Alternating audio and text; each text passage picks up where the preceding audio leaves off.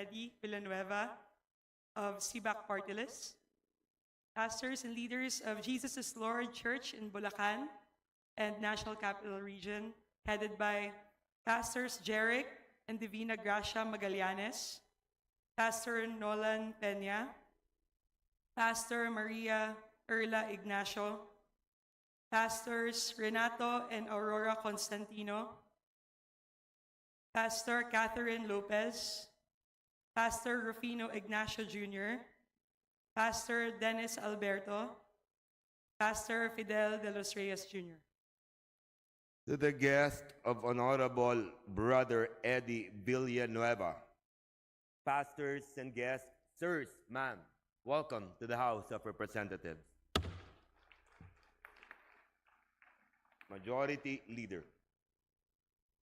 Mr. Speaker, I move to recognize additional guests of Honorable Eduardo Brother Eddie C. Villanueva, namely Philippine for Jesus Movement, PJM President Bishop Leo Alconga, former CBAC representative during the 18th Congress, Honorable Domeng Rivera, and leaders and supporters of CBAC Party List from the province of Bulacan and the National Capital Region.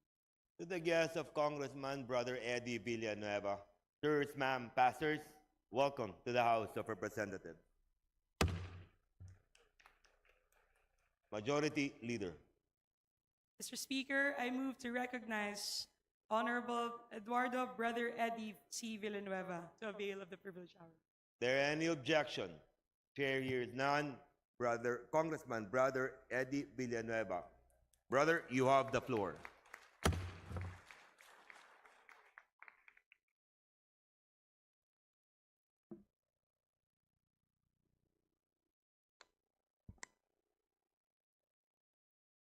Mr. Speaker, distinguished colleagues, and all our beloved compatriot Filipinos watching us, a blessed, meaningful afternoon to all of you. Kasama na rin ang aking taus-pusong pagbati sa mga minamahal nating kababayang nasa gallery. Sumainyo ang lubos na pagpapala ng ating Diyos. Mr. Speaker, sa bisa po ng Republic Act 11163, ngayong araw bilang huling Lunes ng buwan ng Enero, ay pinagdiriwang po natin ang National Bible Day. Pinaghirapan ito ng mga dating mga lawmakers sa lower house and upper house upang maaprubahan ito sa ating bansa na maitala sa kasaysayan ng mundo ng bansang Pilipinas ay nagbibigay ng pagpapahalaga sa one and only love letter of God to humanity, the Holy Bible. Well, Mr. Speaker, Republic Act 11163 recognizes the value of the Bible as the core of Christian faith.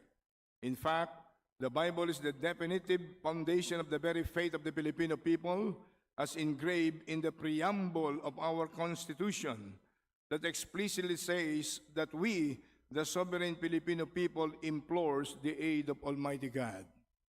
Merong isang lawmaker na narinig ako dating hindi kailangan pag-usapan ng salita ng Diyos dito sa legislative branch of our government. Gusto ko lang ipaalala sa lahat, ang preamble ng Philippine Constitution of the Philippines says clearly, and I quote, "We, the sovereign Filipino people, imploring the aid of Almighty God, in order to build a just and humane society and establish a government that shall embody our ideals and aspirations and promote the common good, conserve and develop our patrimony, and secure to ourselves and our posterity the blessings of independence and democracy under the rule of law and a regime of truth, justice, freedom, love, equality, and peace, to ordain and promulgate this Constitution," unquote. Kaya napakahalaga po ang batas na ginawa ng ating pamahalaan many years ago tungkol sa once a year ay merong National Bible Month. Mr. Speaker, the Bible says in Romans 10:17 that faith comes by hearing and hearing by the Word of God. This simply means that apart from the Bible, our faith, our morality, our spirituality as a nation will easily collapse and be diluted if we do not live according to the Bible. Mr. Speaker, even the great George Washington, the very first president of the founding fathers of United States of America, acknowledged the crucial importance of the Holy Book when he said that, I quote, "It is impossible to rightly govern a nation without God and the Bible," unquote. This is echoed by Andrew Jackson, the seventh U.S. president who expanded democracy in America, who said, and I quote, "That book, the Bible, is the rock on which our republic rests," unquote, testifying that biblical moral and spiritual principles are fundamental to the stability and success of the American nation. Mr. Speaker, naghihintay po ang Diyos na aminin at ilabas po natin ang katotohanan. Tulad ng isang batang nangungumpisal sa kanyang pagkakamali, kung patuloy po natin itatago ang katotohanan, nilalagay po natin ang bansa sa patuloy na sumpa, kung saan walang kaayusan at walang kalayaan at kasaganaan. Ang sabi po ng Diyos sa Isaiah 59, verse 1 and verse 3, "Surely the arm of the Lord is not too short to save, for his ear too dull to hear. But your iniquities have separated you from your God. Your sins have hidden his face from you, so that he will not hear.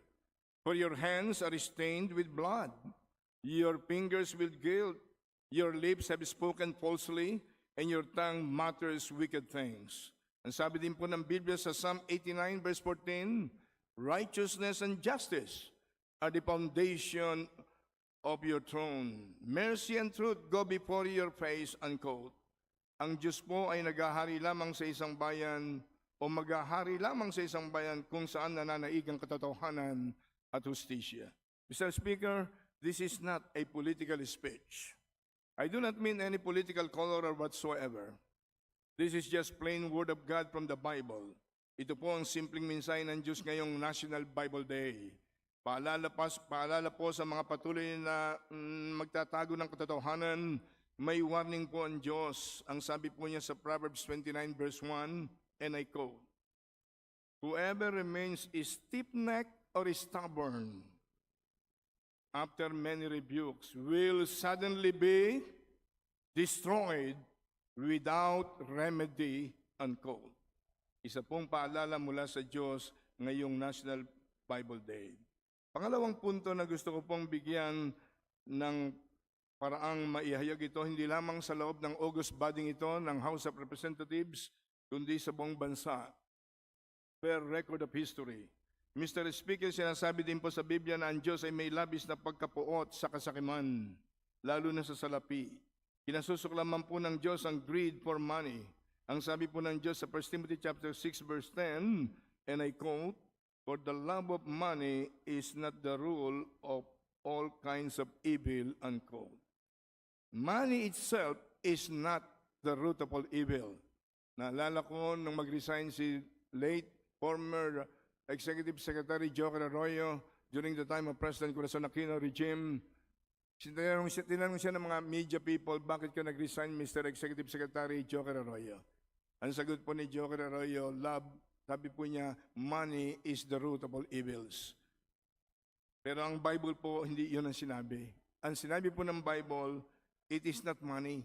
It is the love for money as the root of all evils. Mr. Speaker, real talk po tayo, ang greed for money ang ugat ng kaguluhan sa ating pamahalaan.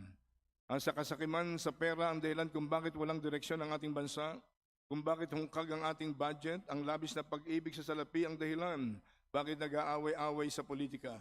Sabi po sa Proverbs 28 verse 25, "Greed causes fighting, trusting God leads to prosperity."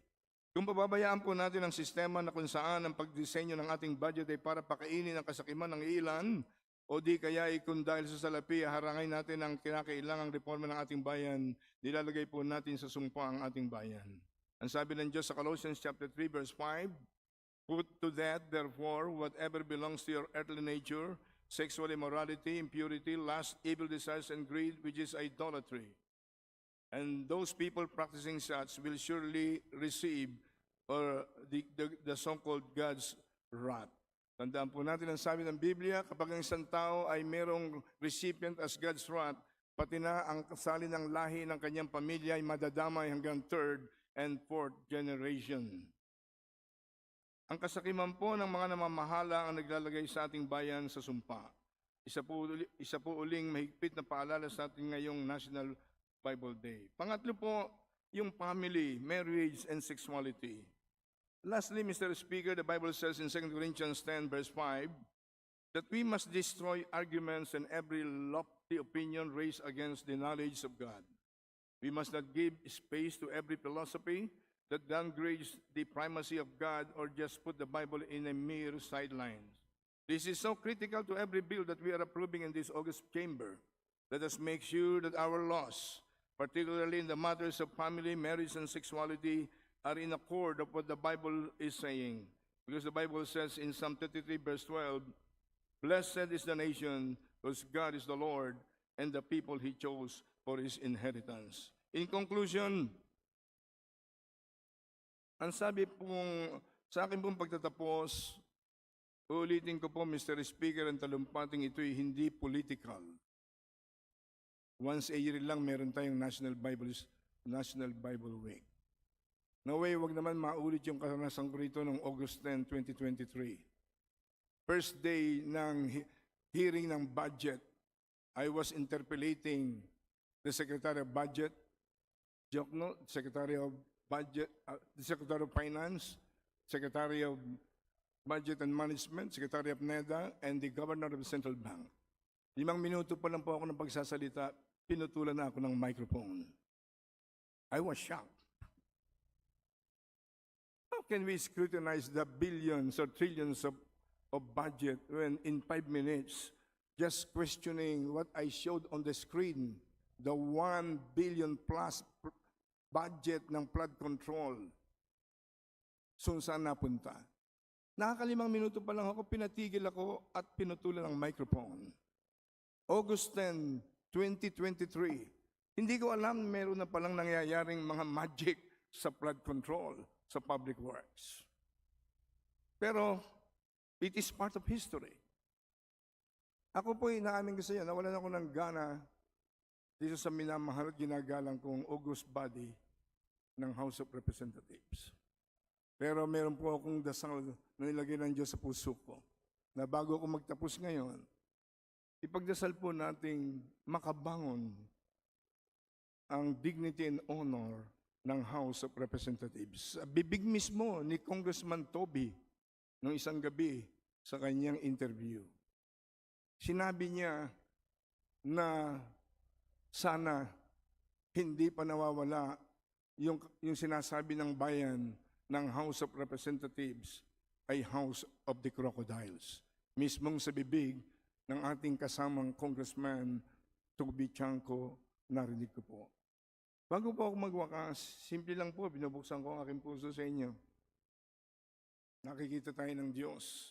Ayoko sanang gawin ito, pero pinaalala ng Diyos sa akin kanina. Kaya naghintay po ako kahit matagal, dahil talagang ganyan. Luke chapter 12, verse 40. Ano po ang sabi ron? You also must be ready, because the Son of Man will come at an hour when you do not expect Him, unquote. Ito po ang first part of the second coming of Jesus Christ here on earth na nakalagay sa 1 Thessalonians chapter 4, verse 16, verse 17, the so-called like a thief in the night rapture of the church composed of believers of Christ without spot, without wrinkle, without blemish, but holy and sanctified. Before the beginning of 7 years great tribulation under the reign of Antichrist, the Lord Holy Spirit will make a rescue operation or evacuation of all genuine believers of Christ,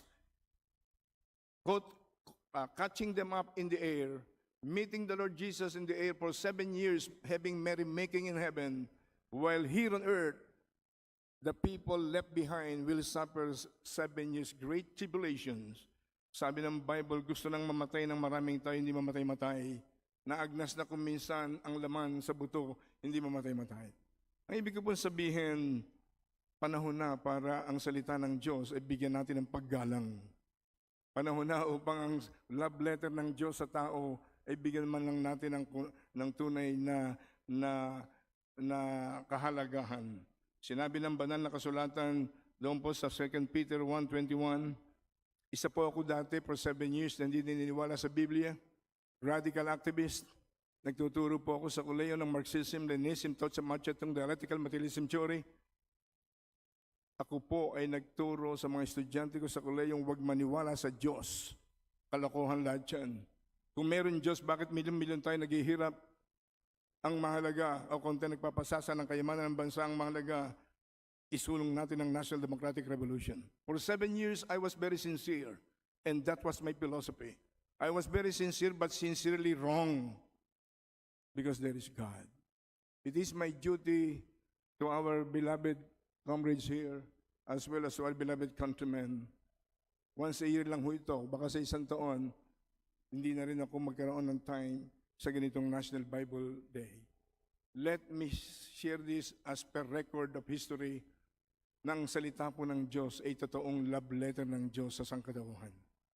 Sabi ni Jesus sa Matthew 4:4, men do not live by bread alone, but by every word of God. Sinabi ng Psalm 119, verse 89, the word of God is settled in heaven forever.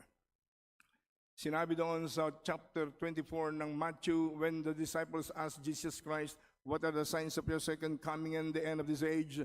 And after enumerating the different signs of the second coming, ay sinabi ng Panginoon ang kanyang pangalawang pagbabalik, the first phase, the rapture of the church, ay parang magdanakaw, like a thief in the night, na walang nakakaalam.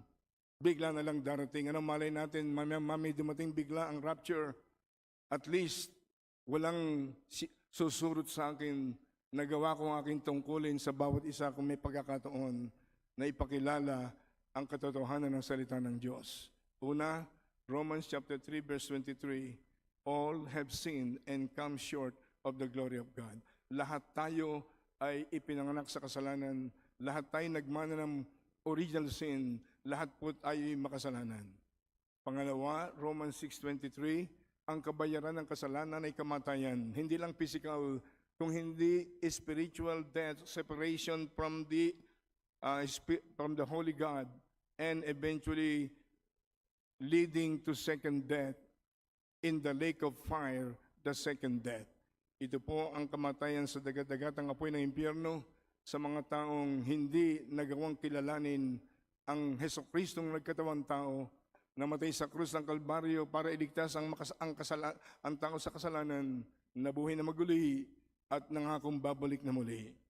Kaya po, naisip ko po, with you indulgence of everyone, magwakas sa isang prayer. Naniniwala man kayo o hindi sa sinasabi ng salita ng Diyos na aking ipinapahayag, hayaan niyo pong makapag-pray lang ako para sa inyo, para sa ating bansa, at sa mata ng Diyos ay ginawa kong aking tungkulin. Naalala ko po many years ago, ako po yung nag-birthday sa Hilton Hotel. Kinumbida ko ang mga kaibigan kong politiko. Sila Imelda Marcos and the Marcos followers. Sila Pedro Ramos, Enrile and their followers. Sila dating Speaker Belmonte, Speaker Joe de Venecia. Lahat halos ng mga senador ng panahon na yun, mga congressman, mga businessman. Nagtataka sila, bakit ginawa ko yun? Puno po yung Hilton Hotel. Minsan ko lang po itong gagawin. Bago tayo kumain, nagpe-pray po ako. Sasagutin ko lang yung tanong ninyo, bakit ginawa ito ni Brother Eddie? Nabasa ko po sa aklat ng Ezekiel, kapag may isang tao na napahamak sa dagat-dagat ang apoy ng impyerno, dahil hindi mo man lamang siya siniran ng gospel of love and salvation ni Jesus, dahil wala kang panahon, natotorpe ka, nahihiya ka, o kaya wala kang malasakit sa kanilang kaluluwa. Kung makapasok ka man sa langit, I will examine their blood in your hands. Pero pag ginawa mong i-share sa kanila ang simple gospel of love and salvation ni Jesus, naniwala sila't hindi, you are no longer liable in eternity. Yun po ang paliwanag ko sa kanila. At nag-pray po kami ng simple prayer of accepting Jesus Christ as our Lord and Savior. Ganun din po gusto kong magwakas sa isang prayer.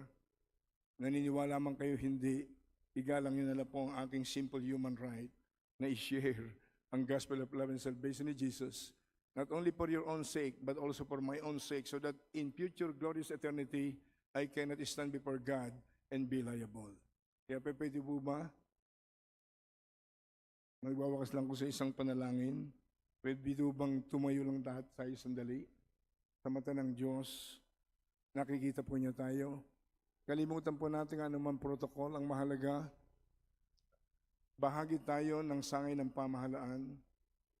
Hindi tayo katulad ng mga pamahalaang binabaliwala ang existence of the Creator. Kaya ang mundo ay punong-puno ng lahat ng uri ng kasamaan. Kaya po sa oras na ito, pwedeng yumuko lang tayo sandali. Ako po yung magwawakas sa isang pananalangin. Dakilang Diyos na may gawa ng langit at lupa, Ama naming sumasalangit. Kitang-kita mo mula pa kanina ang mga pangyayari sa loob ng House of Representatives na ito, ang ginagalang at binamahal naming mababang kapulungan ng legislative branch of government. Panginoon, naglakas loob ang iyong abang lingkod na i-share ang simple gospel of love and salvation ni Jesus, na lahat kami makasalanan, walang matuwid, wala kahit isa. At ang kabayaran ng kasalanan ay kamatayan. Meron kaming death sentence, Romans 6:23.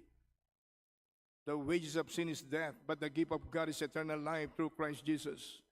Sinabi mo sa John 3:16, for God so loved the world that He gave His only begotten Son, whosoever believeth on Him should not perish, but have everlasting life. Panginoon, salamat sa iyong salita. Kapag tinanggap namin si Jesus, sinabi mo sa John chapter 1 verse 12, but as many as received Jesus, to them gave He the right to become children of God. Citizenship of heaven will be given to them. Salamat po, Panginoon. Sa oras na ito, naalala kong sinabi mo sa 1 John chapter 5 verse 11 to verse 13, this is the testimony that God has given you and me, eternal life. And this life is in His Son. He who has the Son of God has life, and he who does not have the Son of God does not have life. This is being written so that you will know that you have eternal life in the begotten Son of the living God, so that you might believe on His name, unquote. Panginoong Diyos, ginagawa ko po ang utos mo sa iyong abang lingkod. Mahal mo ang lahat. Sabi mo sa 2 Peter 3:9, you does not wish a single soul to be perished in hell, but all should come to repentance. Bigyan mo kaming lahat ng pagkakataong maisuko, maisurrender ang aming buhay sa iyo. Habang ako po, habang tayo nakayuko, nakapikit, buksan po natin ang ating bibig. Ano sabi po ng Biblia? Ang nagbubukas ng kanyang bibig, tinatanggap si Jesus Christ as Lord and His Savior. Sila po ay maliligtas at magkakaroon ng buhay na walang hanggan. Habang tayo nakayukot, nakapikit, kung po pwede po sa puso ninyo, nakikita tayo ng Panginoon. Umusal lang tayo ng maikling panalangin. Panginoong Jesus, patawarin mo po ako sa lahat-lahat ng kasalanan. Kasalanang naman ako kay Adan at kay Eva. Kasalanang naman ako sa aking mga ninuno at magulang. Kasalanang nagawa ko mula pa sa aking pagkabata hanggang kasalukuyan.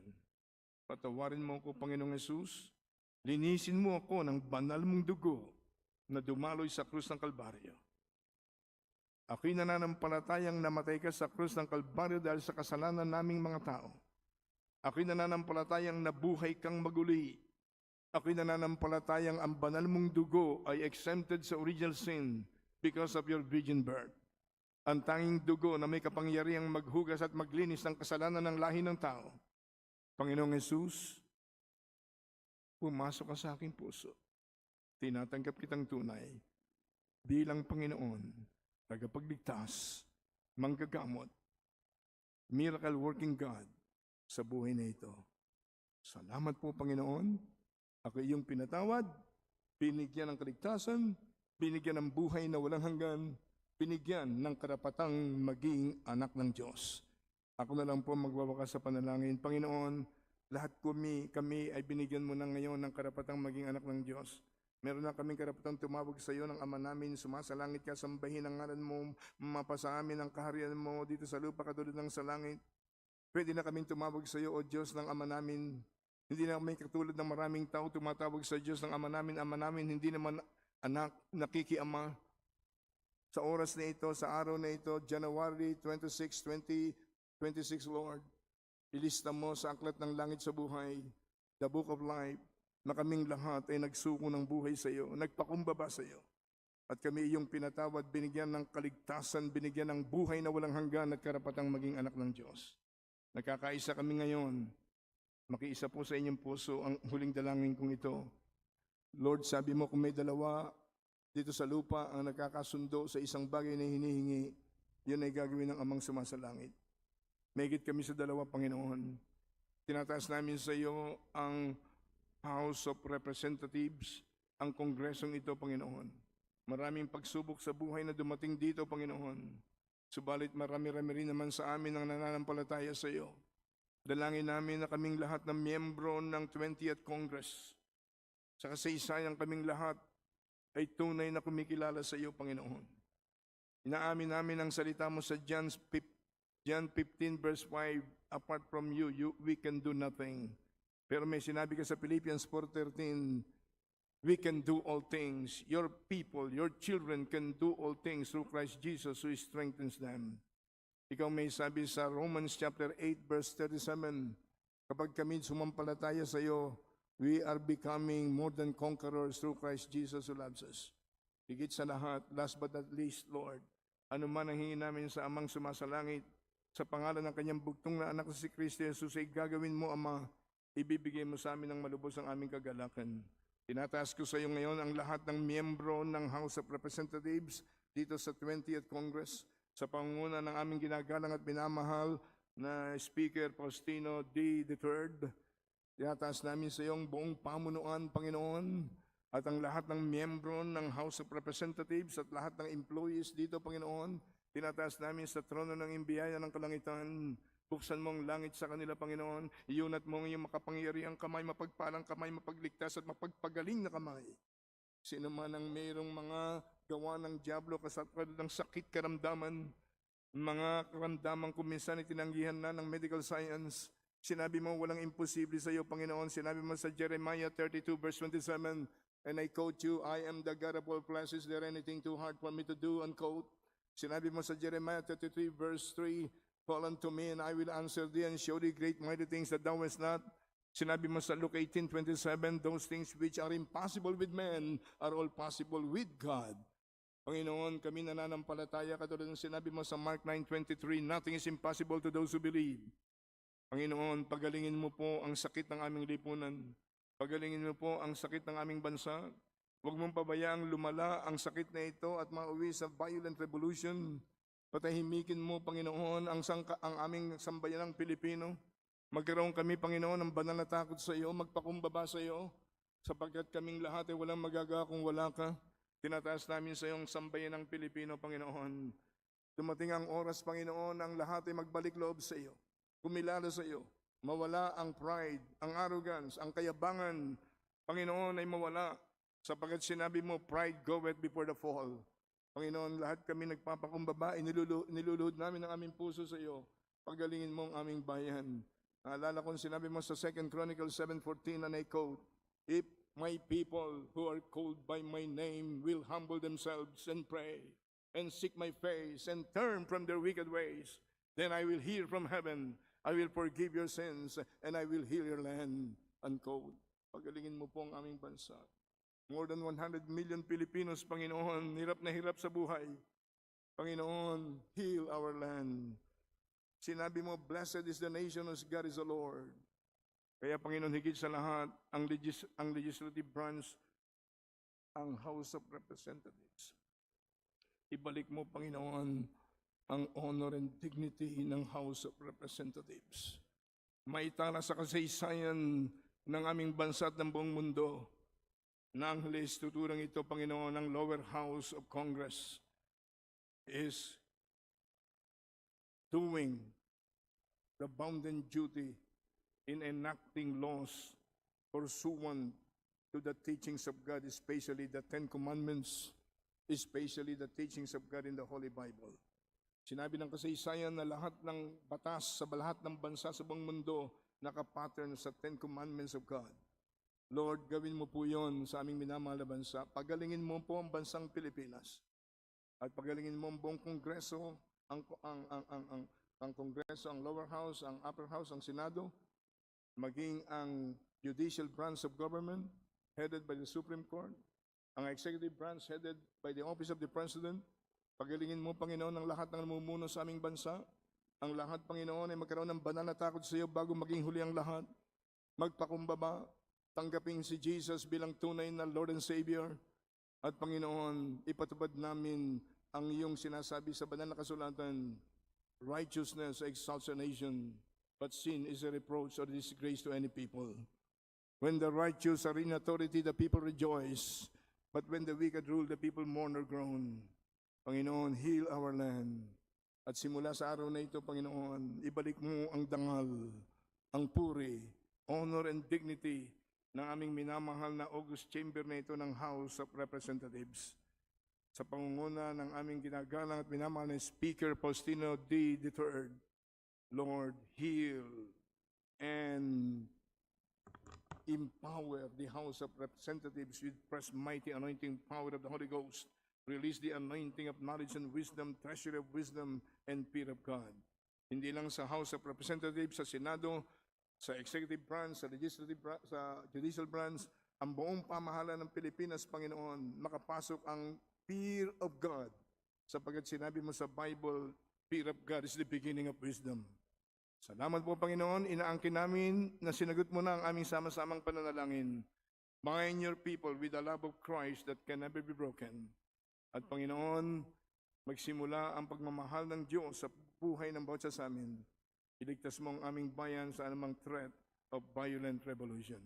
Salamat po, Diyos. We praise you, Lord. We give back to you all the glory. Ang pag-ibig ng Diyos Ama na walang kapantay. Ang pagpapala ng Diyos Anak na walang katapusan.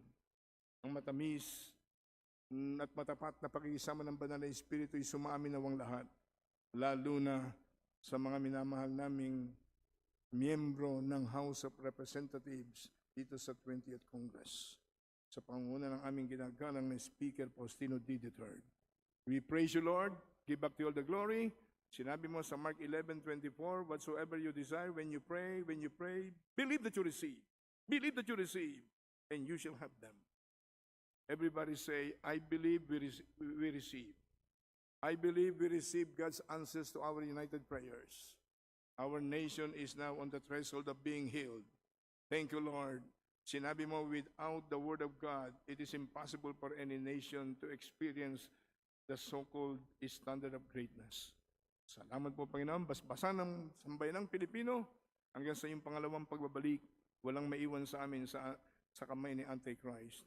Lahat ay magmana ng buhay na walang hanggan.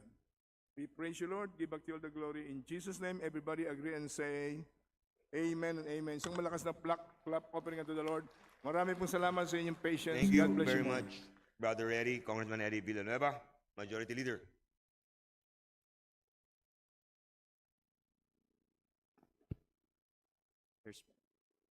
Mr. Speaker, I move to refer the speech of the Honorable Villanueva to the Committee on Rules for its appropriate action. There is objection. Here is none. Motion is carried. Majority Leader.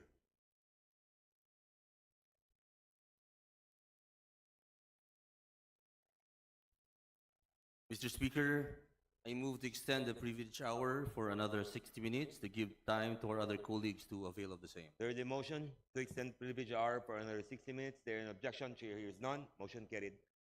Majority I Leader. move to suspend session for a few minutes. Session suspended.